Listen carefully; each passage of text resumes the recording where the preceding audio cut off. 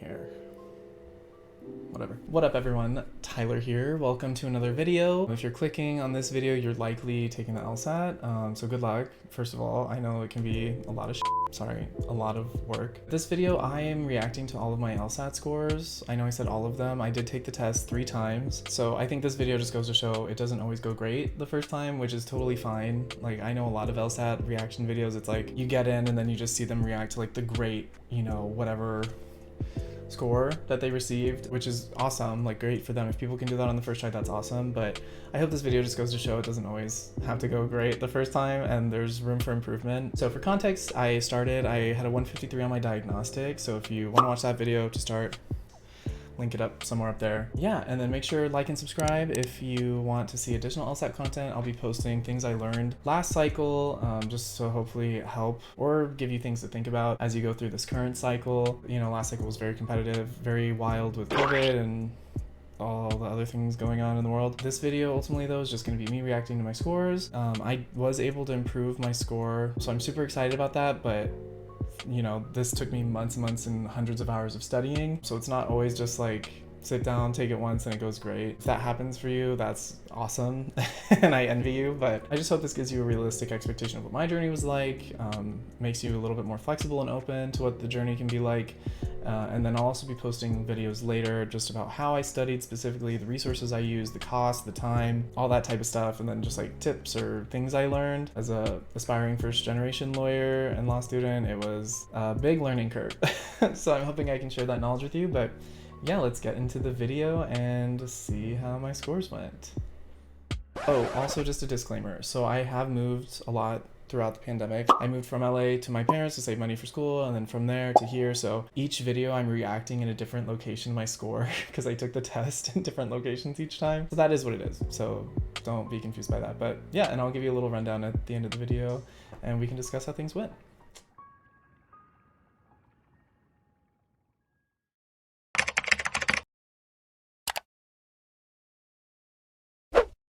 Okay.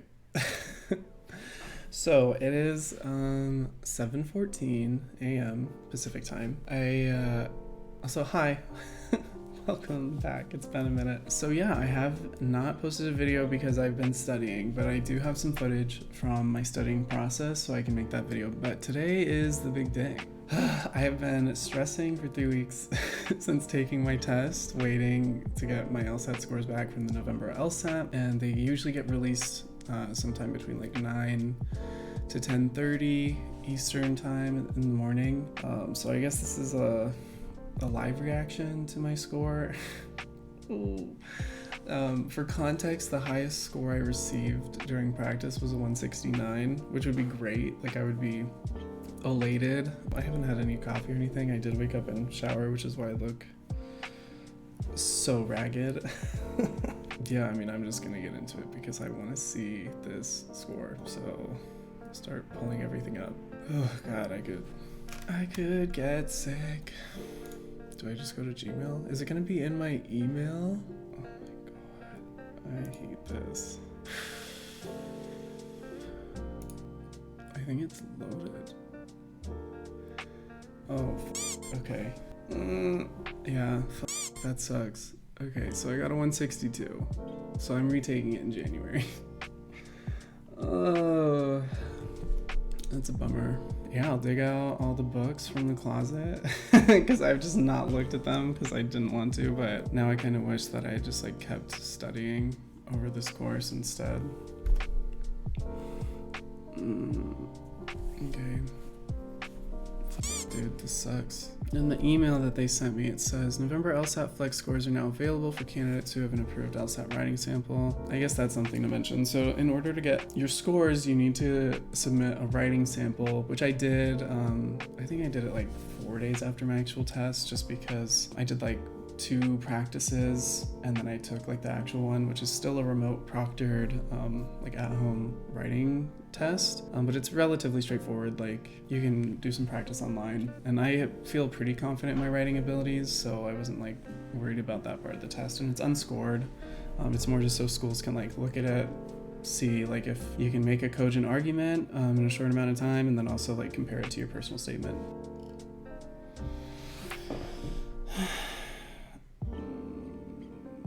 don't know.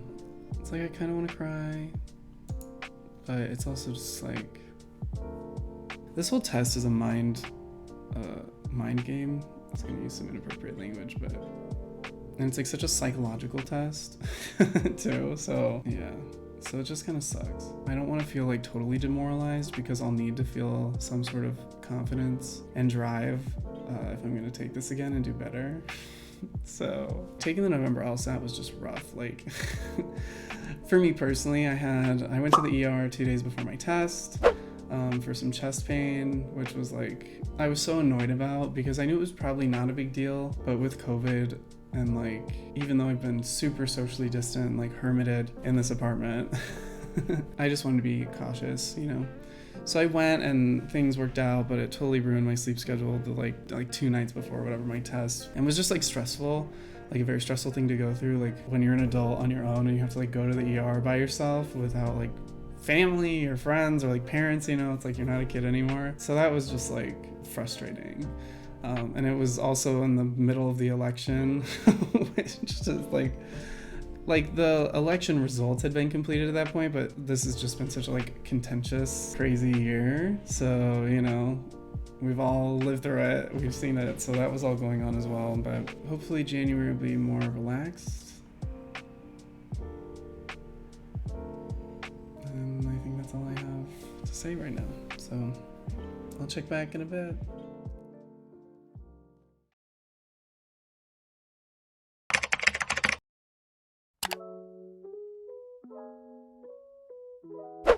Okay, so I literally just woke up. I'm on the West Coast, so it's 7:30, which means my score has been live for an hour. I like haven't brushed my teeth or anything. And we're gonna see how the second one went, I guess.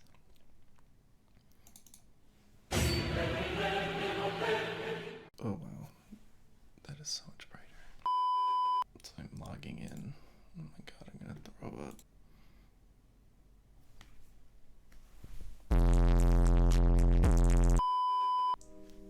Wow, I got a 167. That's pretty pog. Wow. Yeah, this is cool. This makes me hopeful. But I'll record later after I've like brushed my teeth and showered. Alright, hey, what's up everyone? So I am just filming this on my webcam because it's what I have set up. So getting back to my score. I filmed me opening my score, 167, pretty happy with it. Honestly, looking back, like, I just know I've worked so hard for so many months, so I'm like super happy with the percentile score and all that stuff. Like, I do wish I could have done a little bit better because I know I have in practice, but it's good enough for me to apply. This year is gonna be such a competitive year. Like, there's so many applicants and things are so much more inflated because I'm sure a lot of people are applying for a lot of the reasons I am, so we'll see how it goes. Also, my chair's in the background. Just move that, cool. And so is this, what is this? I didn't think you'd be able to see any of that stuff. I sent out so many applications, mostly because I'm also thinking of places I might get scholarships and places I could possibly get matches to. So some of them were strategic applications that I would be happy to go to, but also I'm hoping I can use those scholarships to possibly negotiate. I know that's probably not something that's talked about a lot, but having a business background and as someone who negotiates contracts and rates all the time for an influencer, like I think it is just a really important thing to keep in mind. It's kind of necessary. Like, these schools are still businesses and they're very expensive, so it's something you should keep in the back of your mind. If you have questions about that, I can do a video about it. And we'll just see where that goes. I did just send in my applications, mostly end of January, and then I waited until February 3rd for some schools just to see if it was even worth my time to apply. I honestly probably did waste some money applying to some really top tier schools, but you never know, so who cares? Like, for me, it's an investment and we'll just see if it pays off. So I am still very excited about some of the schools and the programs that they have there that I think I'd be a really good fit for as a queer person. LGBT representation is very important to me, other marginalized groups, and also the programs that they provide for students, like student orgs. I've been looking at a lot, clinics I've been looking at a lot to see what sort of culture fit might be a good one for me, just because there's no tours or in-person things this year, so we're just getting creative with the digital resources we have. But yeah, so I'm hopeful. It's a roller coaster ride. Like some days I'm like, wow, I'm so dumb. I should have applied like earlier, blah, blah, blah. Like all these things that I just couldn't have done based on the timeline I had. To being like, no, it's okay. Like it'll work out.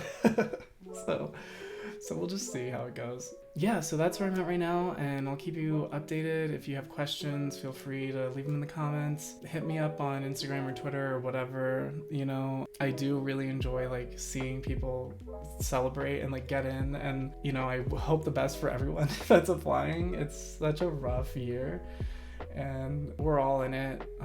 Congrats to the people who are getting 99th percentile scores. I'm sure you also worked very hard. For the rest of us, fingers crossed, like your life and experience still matters. You still bring really important aspects to the school that sometimes data just isn't enough, you know? So sending all that for everyone. Tell yourself kind things, be nice to yourself. It's an unprecedented year plus now, so yeah, just keep working. I appreciate you. I care about you. I see you. And hopefully we can see each other and get seen by administrators at law school. So I'm laying in bed. It is the day before I get my final LSAT score. This is the one I feel like the most hopeful about. So fingers crossed. I will wake up and it should be live because they posted, I think, at 9 a.m. Eastern. So I doubt I will be awake before 6 a.m. my time, but ooh, crazy, crazy, crazy.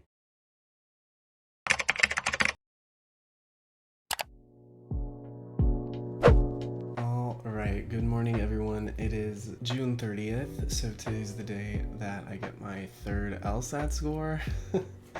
I can't believe I'm saying that. So just for context, this is my third LSAT. I took it because the school I was waitlisted at offered to pay for the test, so I figured why not, and so I put in a few extra study hours, I studied for like 2 more months again, just in hopes I could scrape a few more points. My previous score was a 167, which I was very happy with, but I did have some PTs that were a little higher, so I thought maybe it was possible if I put in the work. Plus, just any points are helpful as far as scholarship goes. And oh, also I moved. I guess I should start off with this. So I moved to San Diego. That's why I'm in a different room again. I think I've been in a different room for literally every LSAT score I've gotten. So this video, people are probably like, this guy moves a lot, which I guess is fair. I moved at least twice within this last year. So I'm in San Diego for the year, which the plan is just to kind of hunker down here, you know, see if I get off any waitlist, but really the goal is to use the score to then reapply next year. So let's just get into it, I guess. Oh my god, I feel like I'm gonna be sick. Okay, signing in.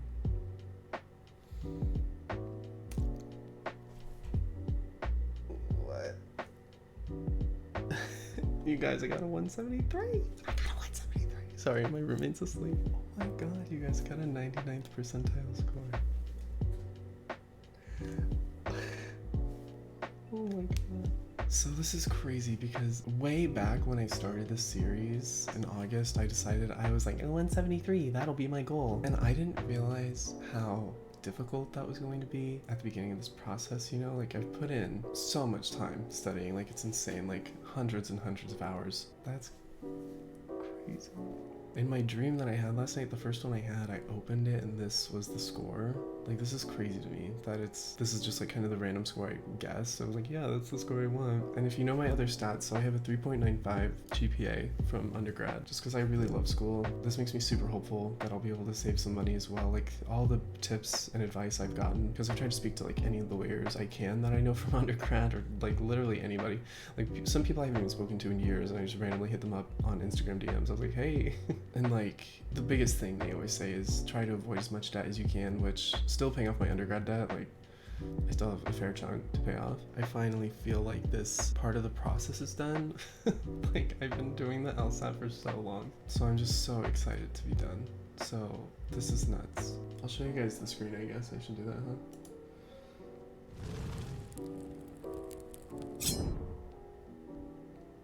Oh well, my graphics are all find me on Twitch.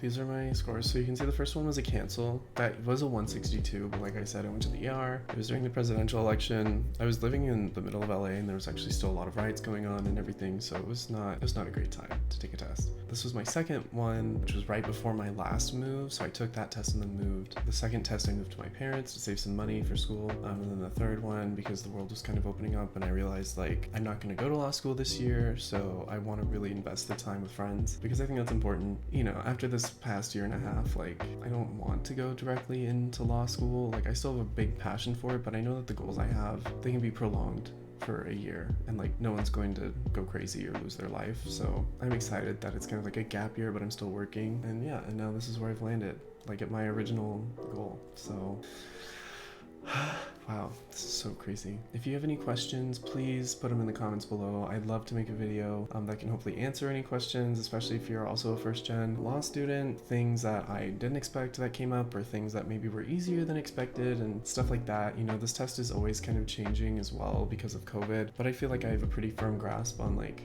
what that online test is like, the digital interface, tips for that. Yeah, if you have any questions, let me know. Otherwise, I'll keep you guys updated. I'm very hopeful. I think there's some really great things in the future, so this is such a big weight off of my chest and shoulders, and I'm honestly just so glad I don't have to invest more time or money into this test. But anyway, thank you guys so much for all your support. It's meant so much, and yeah. Awesome. Yeah, so I ended up with a 173, which is mind-blowing to me. Originally, when I planned on retaking, because Emory, Emory paid for that last test, and so I put in a little bit of extra study time and stuff like that, just hoping to get those last few points that I could. And I was like, if I can even just get 1 or 2 points, I'd be super happy. Like, this process has been crazy. And you can tell from some of the footage, like, it wasn't the smoothest process, but, you know, I've learned, like, if you have a set goal in mind and that is necessary for some of your law school goals, really don't make the timeline the test date, but make the timeline all about your score, you know? So once you're hitting that score, then take the test, but don't force yourself to try and achieve that score, because likely if you're not hitting it in practice, you probably won't hit it on test day. You know, some people do, that's great if you see significant improvement, but I had been hitting in the 170s for my practice test, so after, you know, a while, like it took a long time to get there, and it wasn't even the most consistent, but I knew since I'd hit it at least once in the past that I could replicate it. I'm gonna be making a video kind of where I'm at now in my law school process, and then also just a video about all the learnings I've had as, you know, first gen aspiring law student, professional student, as a queer person, what my personal statements were like, all that type of stuff, what it was like applying during COVID. I don't know, are we allowed to say that on YouTube? Whatever. So yeah, you know, be open to how the journey goes. I hope it goes very smoothly for you. I hope there's the least amount of barriers and flub ups. I don't even know what the word would be, but whatever.